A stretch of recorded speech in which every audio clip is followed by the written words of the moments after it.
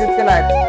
आपले लोकनेते पंतप्रधान माननीय श्री नरेंद्र मोदीजी यांचा जन्मदिवस 17 सप्टेंबर 2025 ते राष्ट्रपिता महात्मा गांधी यांची जयंती 2 ऑक्टोबर 2025 या कालावधीत सेवा पंधरवडा कार्यक्रम हा आपण आयोजित केला आहे। यामध्ये आपण गावामध्ये प्रथम ग्राम समिती मार्फत आपल्याला सर्वे करायचा आहे, पांढरण रस्त्याचा सर्वे करायचा आहे। यामध्ये ग्राम समितीचे सदस्य राहतील, गावातील शेतकरी राहतील, त्यांनी शिवार फेरी करून प्रत्येक पांढरण रस्त्याचा सर्वे करायचा आहे। यामध्ये नकाशात उपलब्ध असलेले म्हणजे आपल्या गावामध्ये 5 पांढरण रस्ते नकाशात उपलब्ध आहे। या पांढरण रस्त्याचा आपल्याला पहिले सर्वे करायचा आहे। यामध्ये किती पांढरण रस्ते अतिक्रमित आहेत, म्हणजे बरेचसे पांढरण रस्ते 20 फुटाचे 21 फुटाचे आहेत, पण आज प्रत्यक्ष रूपी एक बैलगाडी जाण्यालायक रस्ता राहिलेला आहे। बाकीच्या लोकांनी इकडून तिकडून अतिक्रमण केलेलं आहे।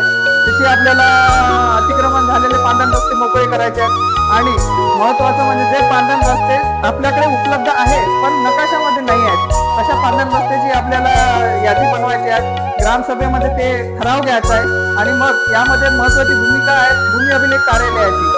भूमी अभिलेख कार्यालयामधील कर्मचारी अधिकारी त्या पांढरण रस्त्याचे आपल्यासोबत सर्वेक्षण करतील आणि त्या नोंदी घेतल्या जातील, त्यांचे मेजरमेंट घेतले जातील आणि मग या ग्रामसभेमध्ये ठराव घेऊन मग तो आपण भूमी अभिलेख कार्यालयात सादर करू।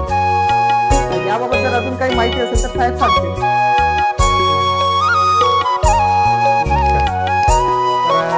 महाराजस्व अभियान म्हणून आपण जो अभियान राबवत आहे 17 सप्टेंबर ते 2 ऑक्टोबर पर्यंत, यामध्ये आपण आमच्या विभागाशी जे संबंधित आहे, मी भूमी अभिलेख अधिकारी आहे, आमच्या विभागाशी जे संबंधित विषय आहे याच्यामध्ये पांढरण रस्ते जे नकाशावर आहेत ते पांढरण रस्ते नकाशावर असल्याप्रमाणे जागेवर आहेत की नाही, ते असल्यावर त्यांना मोकळे करणे, त्यांचं जे माप आहे पांढरण बदलवले असतील, काही केलं असेल तर ते नवीन रस्ते त्या नकाशामध्ये घेणे आणि ते आपला नकाशा अद्यावत करणे हे काम आमच्या विभागाकडे सोपवलेलं आहे।